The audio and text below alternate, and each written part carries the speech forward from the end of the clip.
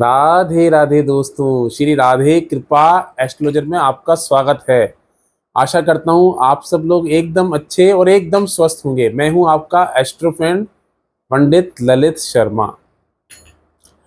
दोस्तों, आज जिस विषय पे हम लोग चर्चा करने वाले हैं वो है शनि का गोचर में परिवर्तन।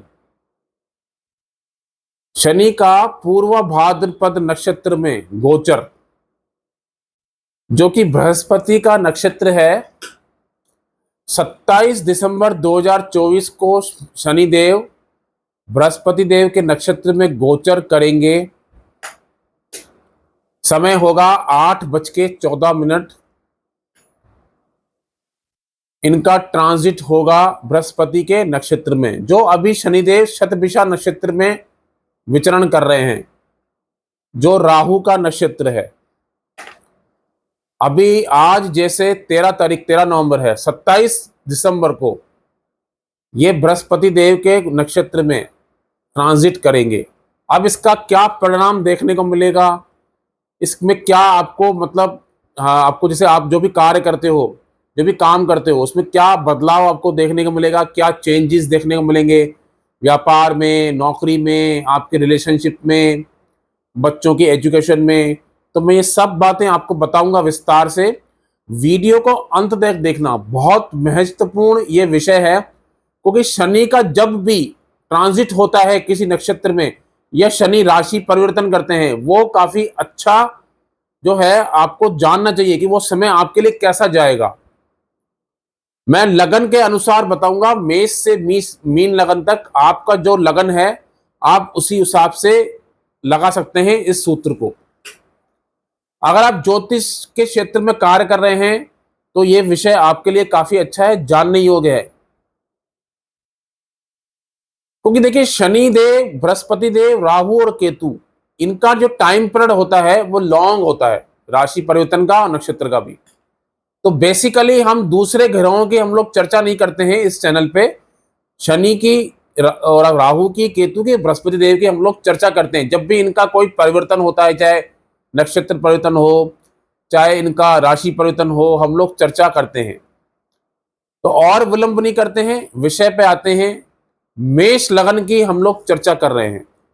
सबसे पहले आपको चेक क्या करना है, देखिए, जो शनिदेव हैं वो बृहस्पति देव के पूर्व भाद्रपद नक्षत्र में गोचर कर रहे हैं। अब आपकी पत्रिका लगन कुंडली आप ले लीजिए।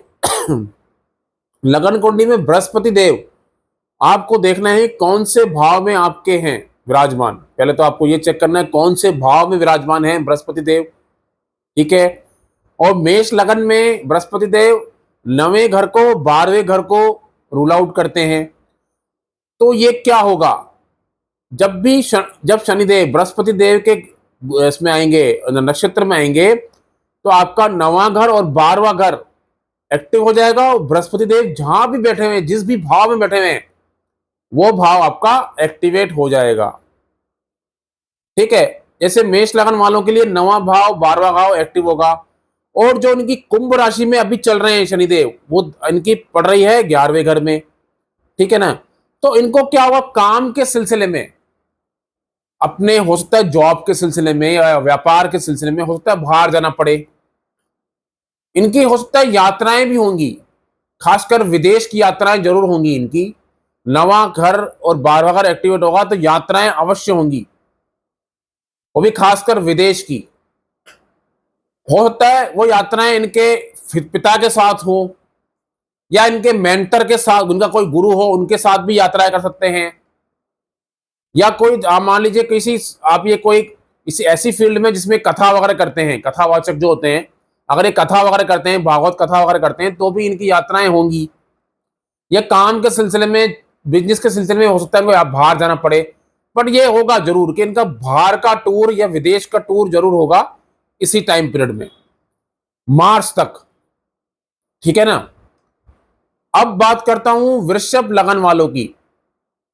देखिए, वृषभ लगन वालों के जो बृहस्पति देव जो रूल आउट करते हैं, दो घरों को करते हैं, 8वें घर को और 11वें घर को।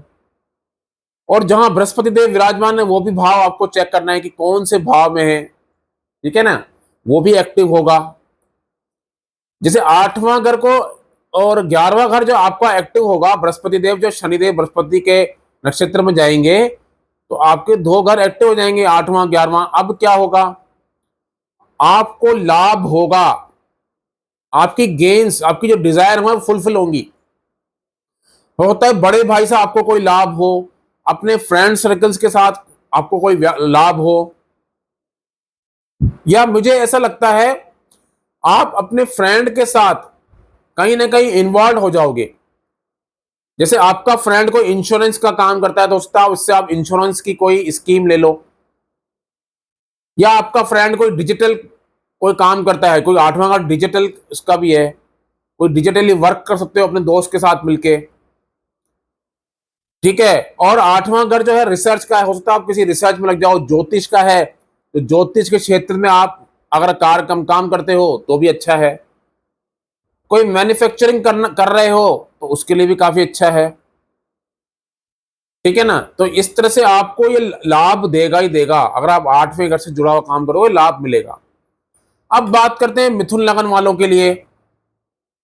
देखिए मिथुन लगन वालों के लिए बृहस्पति देव जो हैं 7वें घर के 10वें घर के मालिक हैं, ठीक है।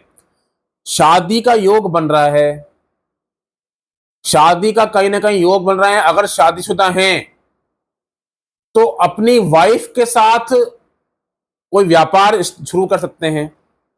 जॉब में हैं तो प्रमोशन मिलेगा, या कोई नया बिजनेस स्टार्ट कर सकते हैं इस समय पे। बेसिकली शादी का योग, और आपको जॉब में है तो प्रमोशन या नया बिजनेस स्टार्ट करिए, सबसे बेस्ट है। 7वां घर 10वां घर एक्टिवेट हो रहा है, सबसे बेस्ट तरीका है। रिलेशनशिप में सुधार भी देखने को मिलेगा। और वाइफ का या आपका वाइफ, आप जैसे आप मान लीजिए आप लेडीज हैं तो आपके हस्बैंड का भी इन्वॉल्वमेंट हो जाएगा आपके काम पे। अगर आप कोई बिजनेस करती हैं, वर्किंग वुमन है, तो आपके हस्बैंड का इन्वॉल्वमेंट होगा, ठीक है। तो इस तरह से आप ये सूत्र लगा के देखिए। बात करते हैं कर्क लगन। अब कर्क लगन वालों के जो बृहस्पति देव हैं वो 6ठे घर को और 9वें घर को मतलब शो करते हैं, ठीक है, रूल आउट करते हैं।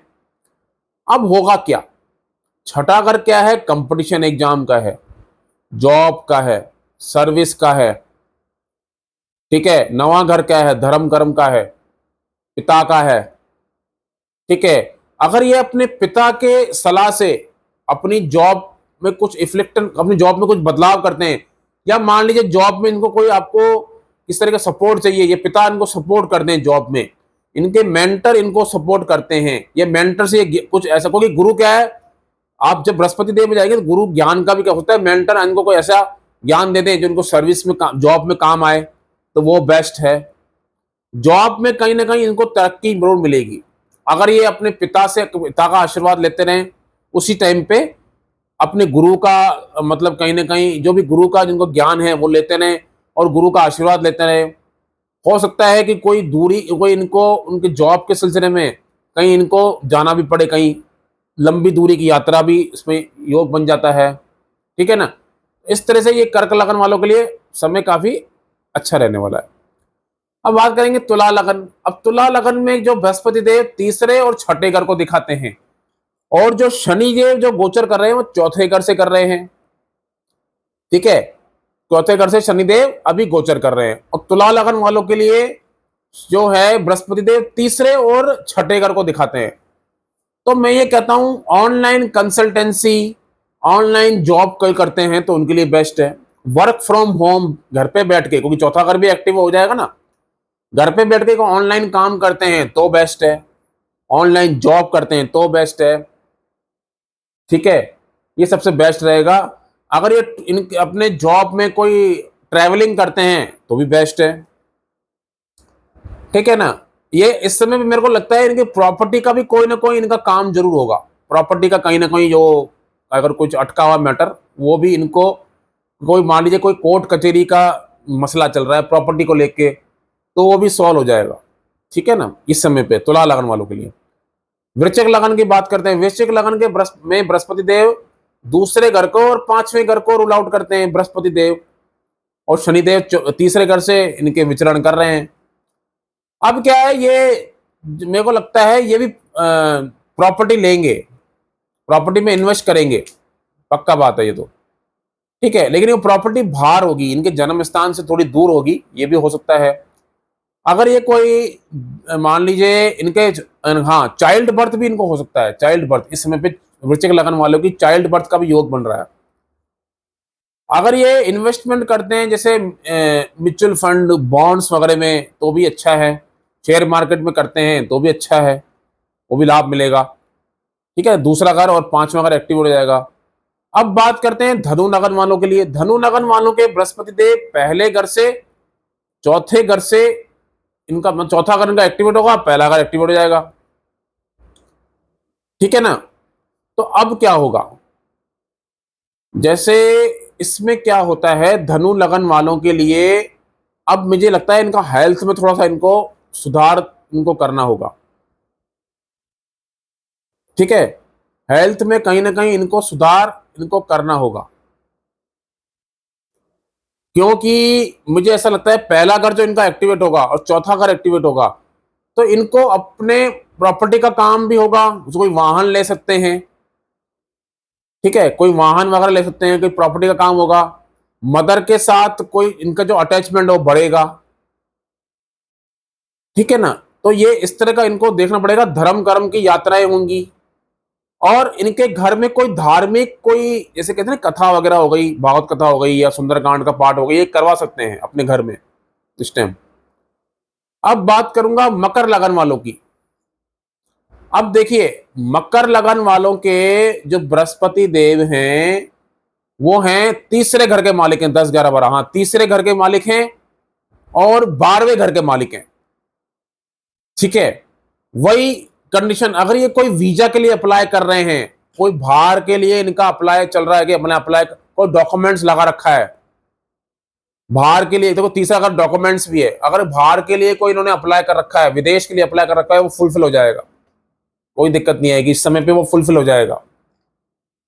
ठीक है, और क्या है कि इनके 10वें इनके दूसरे घर से इनके शनिदेव भी मतलब वो कर रहे हैं, गोचर कर रहे हैं, विशेषकर उनको धन लाभ भी होगा, बट खान पीन पे विशेष ध्यान रखें, कुटुंब के साथ रिलेशनशिप जो है उन पे थोड़ा ध्यान रखें, थोड़ा अपनी वाणी पे संयम रखें तो बेस्ट है।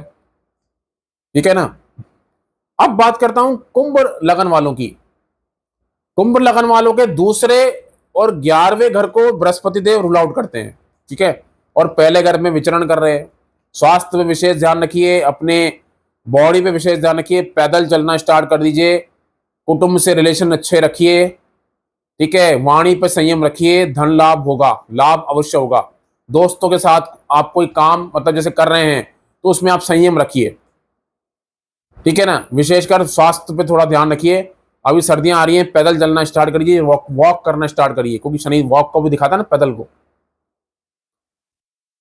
ठीक है, अब क्या है कि बात करते हैं मीन लगन वालों के लिए। मीन लगन वालों के लिए क्या है, जो है आप देखेंगे पहले घर को मतलब बृहस्पति देव एक्टिव कर रहे हैं और 10वें घर को कर रहे हैं। हाँ 10वें घर में 9 नंबर राशि आती है, 10वें घर को कर रहे हैं तो 2 घर एक्टिव हो जाएंगे। इनके जॉब में हैं, खासकर सरकारी जॉब में हैं खासकर, तो इनके प्रमोशन होने के चांस हैं, प्रमोशन होने के चांस हैं, बढ़िया प्रमोशन होगा, कोई दिक्कत नहीं है। व्यापार करते हैं तो अच्छा नेम फेम मिलेगा, अच्छा खासा पोस्ट मतलब अगर छोट कोई पोस्ट का इंतजार कर रहे हैं तो प्रमोशन बता दिया, प्रमोशन मिलने के आसार है, सैलरी इंक्रीमेंट होगा। ठीक है ना, वही बात आ गई कि अपने आप पे फोकस करना होगा, अपने गुस्से में थोड़ा कंट्रोल करना होगा इनको। ठीक है, अपने नेचर में बदलाव लेके आए, अपने स्वभाव को थोड़ा चेंज करें, कूल डाउन रहें थोड़ा सा। ठीक है, तो आपको फायदा होगा, लाभ अवश्य होगा। तो तो इस तरह से दोस्तों मैंने मेष से मीन लगन तक आपको समझा दिया है। ठीक है, आप ये देखेंगे चेंजेस आपको देखने को मिलेंगे ही मिलेंगे। 27 दिसंबर को ये कर रहे हैं शनिदेव गोचर पूरा भाद्रपद नक्षत्र में, जो बृहस्पति का नक्षत्र है। आप अपनी लगन कुंडली के हिसाब से ये सूत्र लगा के चेक करना। ठीक है ना। और जैसे आपको क्या करना है, जैसे बृहस्पति देव जब एक्टिव या जैसे नॉर्मली कारक तत्व भी होता है, आप जैसे बृहस्पति देव क्या है? विवेक, विवेक के कारक हैं, नैतिकता, विजडम, ज्ञान, ठीक है, जो भी ज्ञान आप लेना चाहें, धार्मिक पुस्तकें। इस समय पे आप अगर थोड़ा सा मान लीजिए आपके घर में कोई कथा होती है वो पढ़िए, या भगवत कथा पढ़ लीजिए, जो भी आपको धार्मिक कोई पुस्तक की, हनुमान चालीसा भी आप पढ़ेंगे तो बेस्ट है, कोई सुंदरकांड का पाठ कर सकते, जो भी आपको पढ़ना है, आपका मन करता है आप करिए, आपके लिए समय काफी बढ़िया रहेगा, ठीक है ना, सबसे बढ़िया रहेगा। और शिव जी की आराधना जरूर करें, कंटिन्यू शिव जी की आराधना करिए, सबसे जो भी आप जैसे भी करते हैं शिव जी की आराधना करिए, ये समय आपके लिए काफी बढ़िया अच्छे फल देगा। दोस्तों आज के लिए इतना ही, नेक्स्ट एपिसोड में फिर किसी दूसरे विषय में चर्चा करेंगे। नमस्ते, राधे राधे, जय श्री राम।